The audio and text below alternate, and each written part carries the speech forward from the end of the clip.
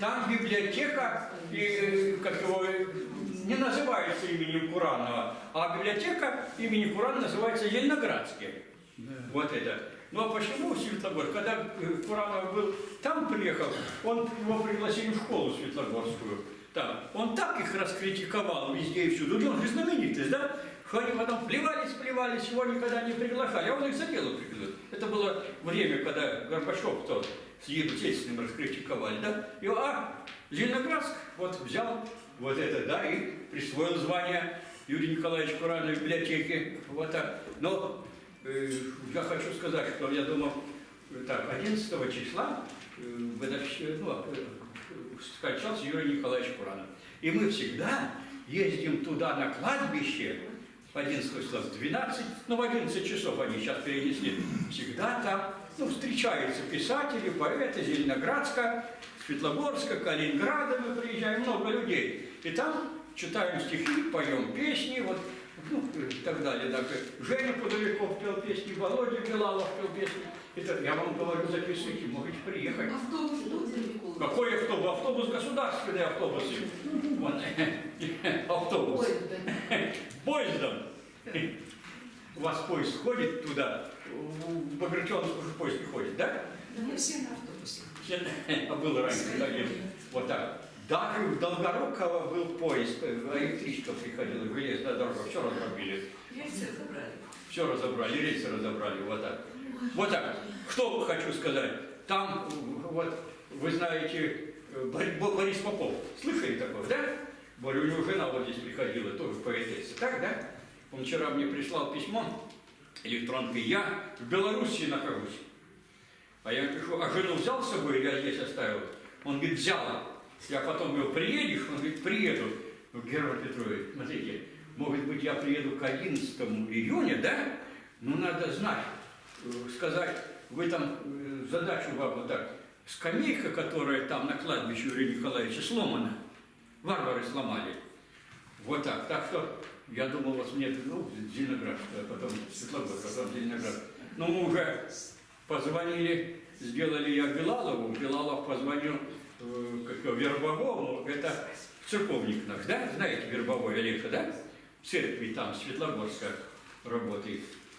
И привратник, или как-то называются они, не батюшка, а помощник.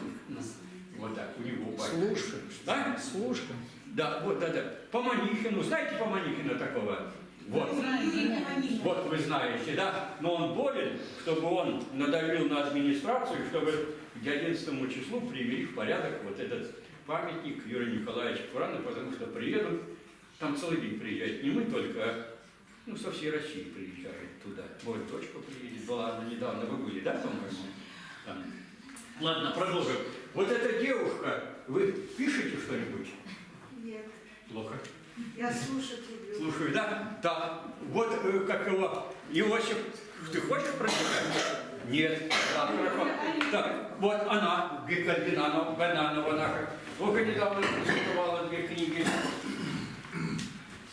Ну, сегодня столько соперниц. Да. Вот Давай. я прочитаю одно стихотворение про лето тоже, по теме. Давайте. Летняя пора. Люблю фиалок скромный цвет. Пусть ярких нет у них примет, но аромат пенящий свой они разносят час ночной. А это что за сладкий дух? То зреет яблоки в саду, клубника соком налилась, трава росою напилась. Люблю я в жаркий час дневной с морской встретиться волной, позагорать на бережку, пройтись по желтому песку, а лес он тянет и зовет к себе под крон зеленый свод. Как хорошо тропой весной гулять с тобой, любимый мой. Прекрасна летняя пора, но это истина стара. Подходи. А это уже в книге есть. Ну, я не буду искать Это книги уже мои. руку. Чтобы не искать там. Вот так раз и все. Так, комсомолка. Руководитель отряда строительного на Таймыре или где? Магаданской области. Магадан. Подходили пароходы с грузами, с этими, они сгружались. Сколько километров дорогу вы проложили? Ой, там там очень... Да, а потом строили город там. Ну, наверное, сейчас все разрушили, наверное, да? Сейчас уже там все развалено. Все как этот крах. Видите, комсомольцы что делали? Мы в Тольятти строили А? автозавод. Мы в Тольятти строили автозавод. Ну, Тольятти это центр России, а это север, Магадан. Крайний север. Да, крайний север. Вот она Тяжелее, конечно. мужа взяла, дочку, сына взяли. Бесспорно. И поехали туда. Давай меня. Облако муара. Прорвалась марля сизой тучки, рассыпав бусинки, дождинки, и тут же смелый солнце лучик блеснул, как люрикс в паутинке. Дождя серебряные нити прошили шелк небесной шали, разувшись в поиске укрытий, смеясь по лужам мы бежали. Над нами облако муара переливалось и дрожало, украдкой солнце контур пара в озерной глади отражало. Нашли приют мы под навесом, и дождь внезапно переждали. Обрывки облака над лесом рассеялись в туманной дали. Черный. Летний дождь. Сегодня был такой же день, на все вчерашние похожий, и хоть сбегал с тучки тень, он был по-своему хороший. В воздушном замке моих грез взрывались фейерверком грозы, был упоительным наркоз от аромата чайной розы. Озон окутал летний сад, осел в цветах, как в вязи кружев, и вдруг обрушился, как град, пролился дождь, как струи душа. Вот снова солнечно уже. Дождь нужен был, как повод веский, чтобы в метущейся душе утихли грозовые всплески. Спасибо. Так, давайте лютеранский поэт свое можете что-то прочитать, а то вы читали другое.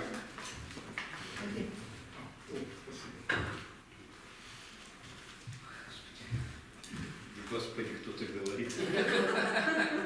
Знаете, что хочу сказать? Оставьте на время свой любимый город, окунитесь в природу. Вот послушайте, что я скажу. Какая красота! Леса, поля и горы, и гладь озер, и небо в облаках, пещеры, степи и моря земли моей просторы, живительная влага в родниках. Как будто Шишкиным расписаны полотна, природной нитью сотканы леса, и ею все отделано добротно, все это незабвенная краса. Рябины грозя светятся пурпуром, и ветви наклонили за земли. Она своей доброй натурой поможет птицам в жерновах зимы. А клен красуется узорчатой листвою, и в шелесте чуть слышится мотив. Доволен он подаренной судьбою, от этого несказанно красив. Гордятся сосны стройностью своей, и нежный запах хвои разливают, и ждут сезона проливных дождей, они смолу от пыли отмывают. Любуются в воде зеркальные ивы, прокладу речки косо опустив, а в море штильном царствуют приливы, слегка волнуясь, плещется залив. Береза к рощам белизной сияет и отражает таинство налет, влюбленных на свидание приглашает, в прокладе отдохнуть к себе зовет. Дубы столетние стоят, как исполины, народная и доблестная рать, пред ними пристираются равнины, на подвиги зовет родная мать. И это все природные картины, где изумрудом светит каждый лист, для жарких глаз любимые смотрины, а воздух сладкий, как слезинка чист. Спешите воздухом лесов. Большое. У вас много, ладно? Нет, одно вот. Вот давайте, да. Гриппом, к несчастью, мужик заболел. Жена собирается каплей за каплей. Есть у него еще множество дел, не стоит по этому поводу плакать. Мужик успокоился, сладостно спит, видно, болезнь его не беспокоит. Снится ему завлекательный хит, это, конечно, чего-нибудь стоит. Сын с мамой в комнату тихо заходят, лекарства с пипеткой с собой несут, и, кажется, время мимо проходит. Когда муж проснется, они подождут. Можно за временем не уследить, и чтобы его бесполезно не тратить, сын маме шепотом так говорит: «Мама, закапывай, пока папа спит». Муж показалось, крепенько спит. От храпа кровать ходуном заходила. Папа очнулся и сквозь сон говорит: рано закапывать, тело мое еще не застыло. Спасибо. Ну, так, вот это, сейчас, погодите, кто еще? Так, вы свое читали, давайте-ка что-то новенькое.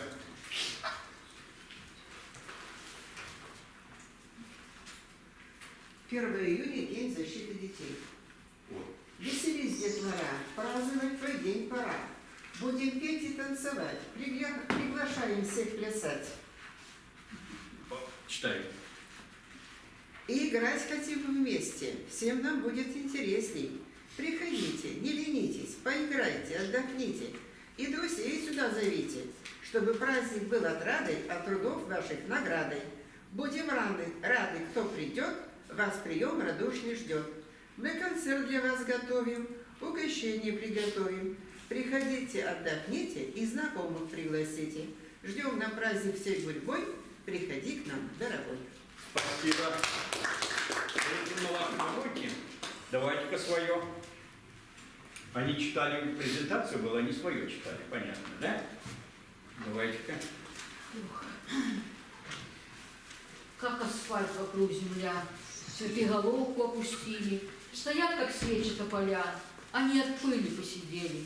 Весна сдала свои права, все село благоухало, но давно стоит жара, все поблекло и завяло. Природа будто затаилась в ожидании дождя. Гром грянул, небо озарилось и пошел он не спеша.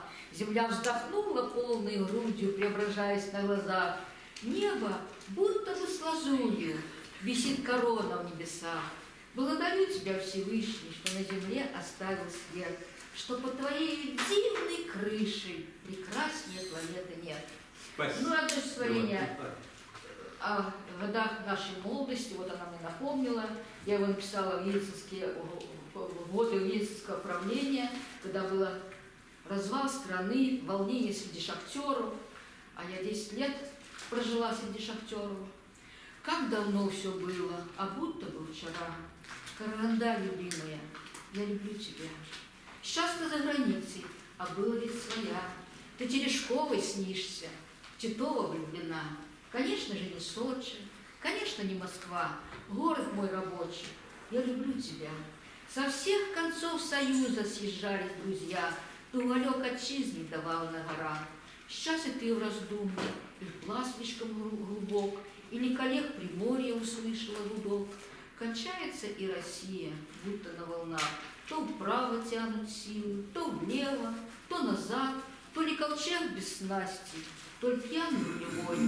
Покоя бы и счастья рулевого с головой, а не Ельцин. Спасибо. И Ельцин дал нам. Вот так. Так, вот вы давайте-ка. Нет, да? Давайте наши Родольфа и вот. Да. Родольфа, вас пропечатали вот здесь, в ветеранском альманахе. Мне когда интересно, пока они идут, я очень часто встречался с знаменитыми людьми, и Дмитрий Иванович Щербаков. Я пропечатали слово сказал, да? И старину, в царское время, в революции, там пропечататься, это было изумительно, да? Это если пропечатали где-то в газете, все, герой. И вот в каком-то романе, вы учителя мне подскажите, как его, вот один приказчик жил с мамой.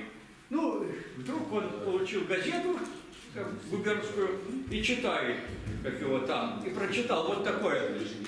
Эту газету схватил, прибегал домой, говорит: мама, мама, меня пропечатали в газете, я под извозчика попал. Саха, где вы, какой писатель это был? Чехов. Чехов, вот. Вот так. Ну, давайте. Чехова читаете.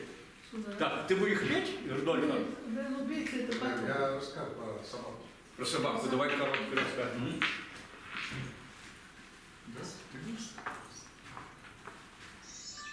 Я, когда был маленький, очень часто жил у бабушки, потому что бабушка, дед всегда работал далеко в командировках, там строил Панамский канал и прочее, и он там на этих работах. А бабушка одна, дома, с собакой. Такая собака черная, поэтому ее дали кличку Негриту. Ну вот, Негриту и я всегда играемся, у меня ищет, когда меня нет и прочее. Однажды случился инцидент. Она кормит собаку, месочку такую, ему. И мне с той стороны, там стол, я на стол. Я смотрю, как он кушает, и просто он так аппетитно кушает, Негрит. Он время от времени поднимает голову, на меня смотрит и опять. Однажды мне, я не знаю, что на меня нашлось, я спускался, Негриту кушает, а я подхожу к нему и из этой тарелки начал кушать тоже. А у меня вот так в сторону, и вокруг этой тарелки у меня туда. Но ему надоело. И вот так. И укусил меня здесь. Я начал плакать. Бабушка прибежала, что случилось? И когда я сказал, ну, он меня укусил, она как огрела его, собаку, то мне очень жарко стало.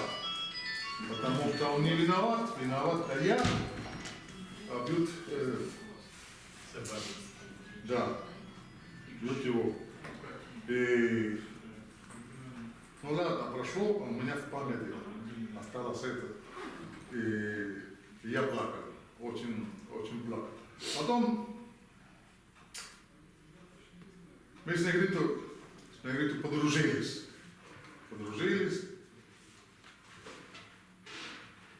И кушаем. Опять. А я смотрю, он там, спиной ко мне, а я смотрю, он кушает. А он поворачивается ко мне, смотрит, и опять быстренько кушает. Я думаю, сейчас подойду, потом думаю, нет, потому что я буду играться, у меня будет то же самое, и бабка опять его. Вот поэтому у нас такая любовь, собачья любовь. Спасибо.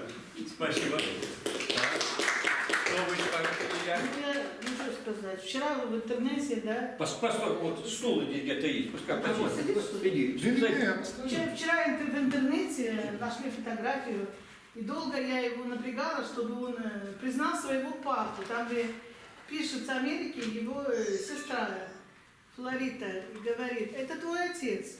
А я еще черты знакомые, я же его никогда не видела, его уже нет живых. Вы не представляете, какой необыкновенный, красивый человек. Кубинцы все красивые. А он вообще... Женщины влюблялись. Да, как он это самое? Он вообще он частично похож, он еще красивее.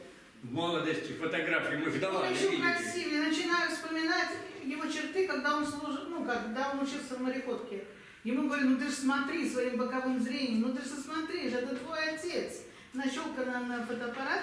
Вот. И он это под впечатлением, что все-таки столько лет он это, читает. Да? Я скажу, кто вот они приходят сюда, это значит стремятся сюда, ждут, правильно, да? Когда будет вот эта встреча, камин наш, вот, который здесь, они вот все время спрашивают, когда? Это жизнь его вот это, он готовится, читает, понимаете, это вот человек. Ну я хочу сказать, что у меня еще одно событие, 40 лет, как я не видела свою сестру по интернету, случайно увидела, на замке. Я решила, что это мое родное, это моя сестра. И я ее в день смерти моей мамы, Вдруг приходит на страницу, она ко мне. Вы верите или нет, что мертвые посылают нам такое вот? И я ночи, можно сказать, не спала, плакались. Она там, я здесь, это Новосибирск, она приглашает в гости. Но я по причине, так как Рудольф забочусь, нет такой возможности пока. И я пишу, скакиваю утром рано, хватаю 2 строчки и начинаю писать то, что переживала, как рассказывала она своей маме, как я переживала. И у меня родилось стихотворение. Я его отправила в интернет, оно нашло отклик. Я написала, как на могиле мамы незабвенной.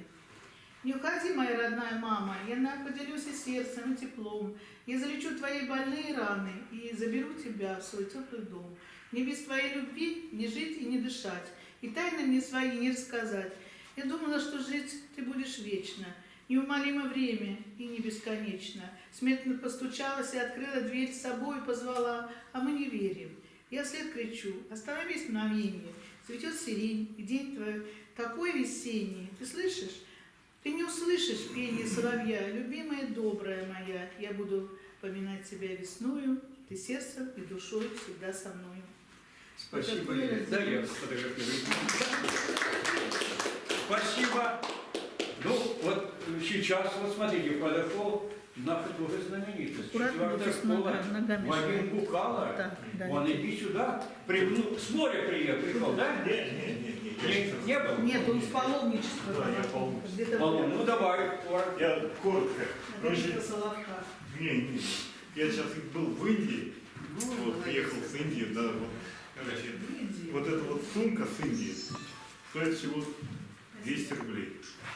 Да, Вот это? да, вот это. Ничего, не знаю, может, и ручная. Это я был, покажу вам, где я был, вот это вот в Гималаях, да? Посмотрите, вот, передавайте другим. Да. Вот. Это, сколько это стоит, такая для интереса? 200 тоже. 300 Долларов? 200 рублей. рублей. Рублей? Ну ладно. Ну ладно. Да. Это уже принес с этого. Нет, это не съедобный, сразу хотел. Ну, можете, конечно, показать, да. Давай подойди, чтобы видел, вот здесь тебя страна видела. Вся страна. Привет, страна. Да покажи Да, сюда. это кварц, это кусочек кварца, который из Гималая. Вот они специально этим кварцем, Ничего пытались. скажут, тоже. Ну вот смотри, вот форма его. Кварц это кварц, а чертов палец это палец. Этот кварц вот. Это отрубили от скалы. Да, это отрубили специально в этих самых. Тоже вам дам. Чем-то пахнет. Давай дадим. Вон Багратион. У кого самый Отсюда начнем. самый этих самый не обладает хорошим обонянием, да, вот, он чем-то особенным пахнет. Ну, вот. Это Тоже вот, купил? да, это я тоже купил. Вот. Он продается этот? Ну и здесь. Не, там купил? Да, там купил. Там специальный магазин, который. И они что делают? Они там такой хиллер называется, хилинг лечение. Кристалл хилинг. И прямо кристаллом там особые точки, да, вот положительная энергия, отрицательная энергия. Вот положительную энергию дают, а отрицательную забирают. Вот. И там, в общем, лежишь, и там тебя с камнями прямо там тебя все эти самые обтыкают. Вот. Да. Можно сказать и так, да. Вот. Но это надо там много курсов пройти, там не все сразу, да. Ну. И там, значит, я был на берегу священной реки Ганг, вот, который, вот, и мне, значит, там был такой у меня случай, я солнышко светит, речка течет, в общем, я там загораю и положил свои туфли, вот, и расслабился, глаза закрыл, открываю глаза, ну что-то плывет. Гляжу, а это вроде мои туфли поплыли. Да. А там открывают плотины, и Ганг поднимается сразу на несколько, в общем, на полметра, на метр. И это происходит буквально за каких-то 10-15 минут. Вот. И пока я вот там ушами хлопал, мои туфли уплыли. Вот так. Да. Потеряли, совсем уплыли. Да, поплыли. И я там, короче, познакомился с одним священником индуистом. Он говорит, это хорошо, говорит, он столько в храмов проплыл, вот эти твои туфли. Так что ты как будто там побывал. Но не вернуться, они тебя Да, это говорит, очень хорошо. Да. И, короче говоря, я там побывал в этом, называется ашрамчик.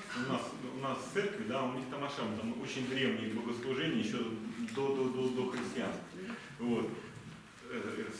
Посвященные там индийской богине, да. Вот я пришел после этого, значит, в гостиницу, лег спать, сплю спокойно, и тут, значит, меня кто-то поцеловал. Вот. Ну, меня женщины, в общем, как бы любят, но так как меня кто-то поцеловал, меня никогда в жизни так никто не целовал. Это судьба. Да, и это был такой поцелуй, в общем, это как молния меня что-то шарахнуло. В общем, я встал, меня шатает вот так из головы, из стороны в сторону, вот. В голове такой туман, в общем, что-то там у меня в голове, в общем, помутилось, и я такой схватился за кровать, да, чтобы не упасть, потому что, так прямо как будто вот какой-то электрический разряд, в общем, получилось. Вот так меня кто-то поцеловал. Не узнал кто? Да, вот до сих пор вот хочу разобраться, вот что такое было. Вот. Ну, в общем, такой вот случай. Что, это обезьянка? Нет, это во сне кто меня поцеловал. Ирина смывается. Может, кто-то хотел поцеловать? Такой послал образ. Одним словом, до сих пор вот я под этим впечатлением этого поцелуя вот был. Вот. И потом я там ездил в горы, там вот эти Гималаи, там, конечно, очень яркое впечатление.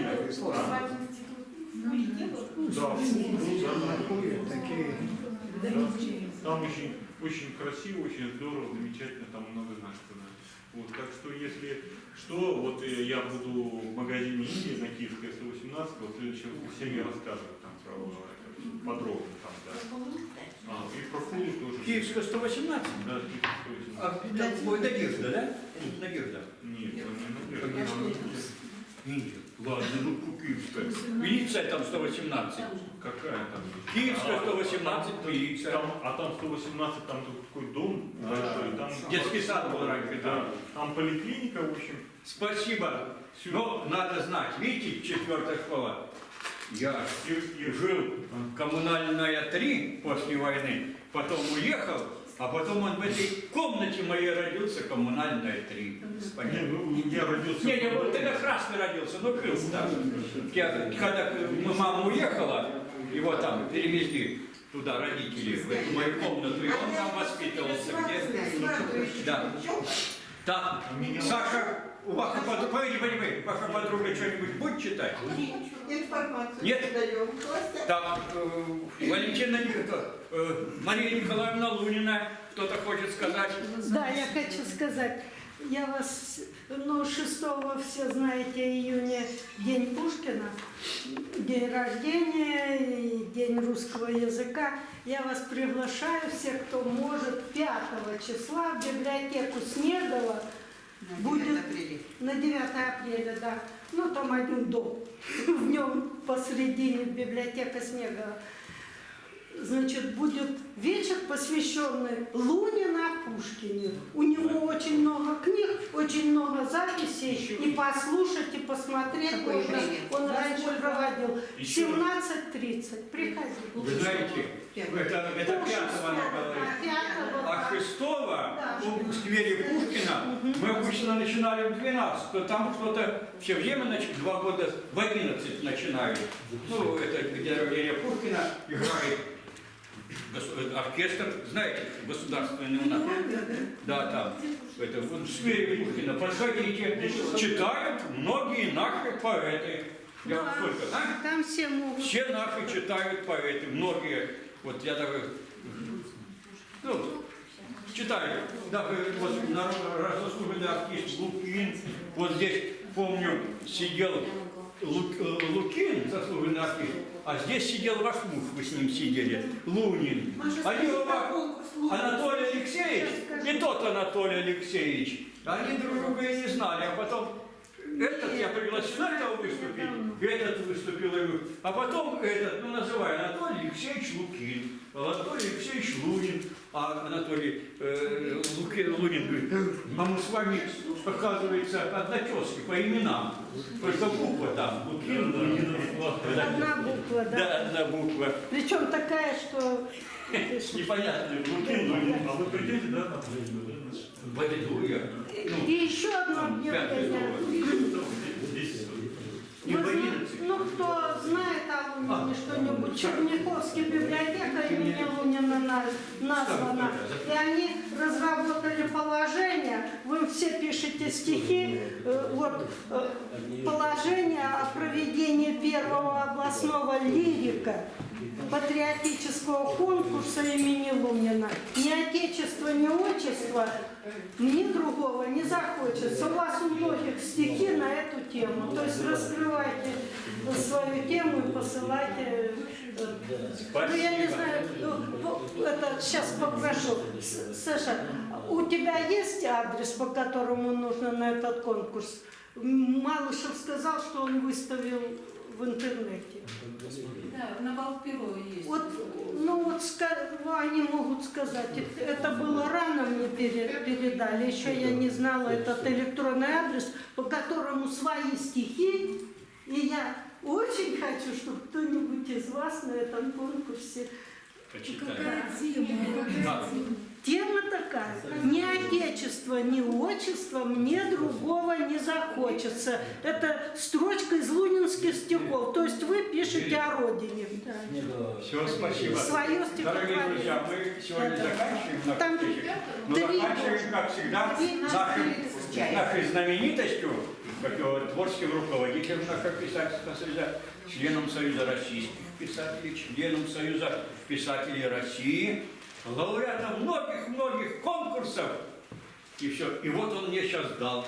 Оказывается, он стал лауреатом белорусского конкурса. Вот диплом и так далее. В Минске получил недавно. Саха, давай подходи сюда. Мы его поздравляем. Наши люди везде. Понятно, да? Ну, поздравляю тебя. Не беру, тебе отдаю, понятно. Спасибо. Тихо, я знаете, в таком присутствии, как под рентгеном, не получается, как, знаете, вот, прятаться за деревья, юлить, что-то хитрить. Поэтому мое отношение вообще к подобным явлениям и к этому, в частности, дело не в том, какую там, так сказать, премию дали или какое тебе место дали. А приятно, что есть еще на земном шаре места, где проводятся международные литературные конкурсы славянские. Не литературные конкурсы рыбаков, или охотников, или подводников, а славян, то есть еще помнят о том, что есть такие народы, у них своя специфическая культура, ну и, очевидно, пришлось по душе вот то, что мы здесь с вами вырабатываем о родине, патриотическое стихотворение туда посылал. Вот, поэтому я думаю, что вот это как бы вот нам сигнал, наш корабль движется в нужном направлении. И опять-таки вот к этому же, знаете, здорово, конечно, когда у тебя вот задуманные книги появляются, вот у некоторых так и хотелось вставить в речь Георгия Петровича, нечего жадничать, что там каждую книгу по неделе, типографию надо купить. И печатать книги свои, друзья, причем будет и приятно, и полезно. Вот. Хотя Конфуций говорил, великие люди думают о справедливости, вот, а мелкие о выгоде, но это, так сказать, уже мелочи. Вот. Ну и о главном, опять, что мне представляется вот нам, писателям, поэтам, что главное? Я, может, такое, немногие заблуждаюсь. Самое главное, перечитывая уже несколько изданий, была книга Старикова, вспоминаем вместе, и там у него прямо в самом начале эпиграф, стоит эпиграф, автора нет. И он в сноске, книга, еще раз говорю, уже много изданий, ее зачитывают просто до дыр. И он пишет, просьба автора откликнуться, чьи это слова. Поэтому вот для меня, например, было бы просто верхом счастья, если хотя бы какая-то одна строчка вот, запала бы вот в душу кому-то. И не обязательно даже с именем, вот, но дошло бы вот это. А строчка такая у меня, с вашего позволения, озвучу. Многие свои мысли приходится иногда вот слышать из экрана, в том числе. Ну, где еще познакомиться, кроме как у нас. Вот.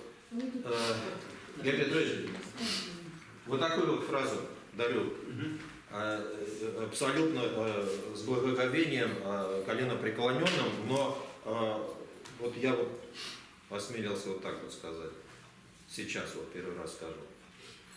Имеющий сердце, да услышит. И 2 патрона разрешено, 3 я убираю. Вот, да, ну все строго. Лето. Случай. Ну, как бы все, скажите, что любовь жива, и все остальные отстреляны. Так вот, случай. Темнело. Разгорались фонари неторопливо. Позади шаги. Все четче, кажется, быстрее. Да. Она вся вслух. Кратко оглянулась. Ближе. Ближе. Несколько шагов и громче сердце. И его рука дотянется. Она вся сжалась, холодом металла, по пылающей щеке ее скользнула немая влага вечера.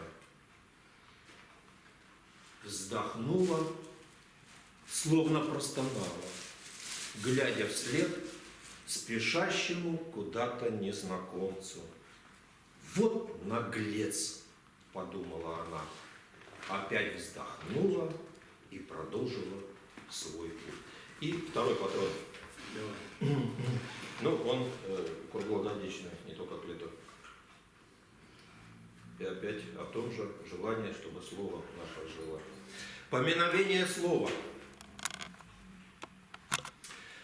Было время, матрос-железняк, даже не передернув затвор, смел масонов, как мусор сквозняк, на заросший историей двор. Просто слово. И мир стал другим. Без пороков, в коронах навек, к небесам, по заветам благим поднимался простой человек.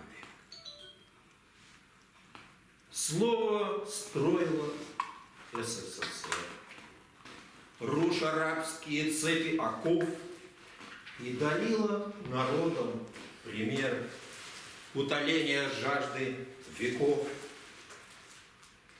Счастье слепо, с утратой вождя распоясался внутренний враг, от успехов народ уводя, ненавидя пылающий флаг.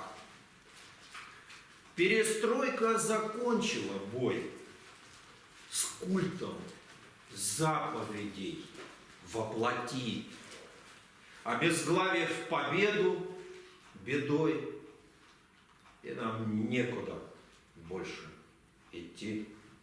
Нравы вымерли с тех самых пор, мир инстинктами правится вновь. не поможет уже уговор. И если только не брызнула кровь. Свинопасом, как римской свиньей, протаранили дырку во власть. И теперь не уйдут всей семьей. Хоть охрипни от возгласа «слазь». Или слово еще оживет и продолжит свой горний полет. Спасибо. Спасибо. Дорогие друзья, на этом мы заканчиваем нашу встречу. Впереди у нас следующая встреча, последняя среда каждого месяца. Потом не спрашивают, когда. Калининградка исчезла, я там бесплатно давал объявления всегда. Все газеты исчезли, нигде печататься нельзя. У нас вот много было газет, где печатали, были литературные странички. Калининградка, Янтарный край, Балтийская газета. Много-много было. Ну, сейчас вот все так же, как в поселке Долгорукова. 2 коровы на 18 селений осталось. Там вот так. Значит, будем. Впереди у нас день Калининграда 4 июля. Июля. Да.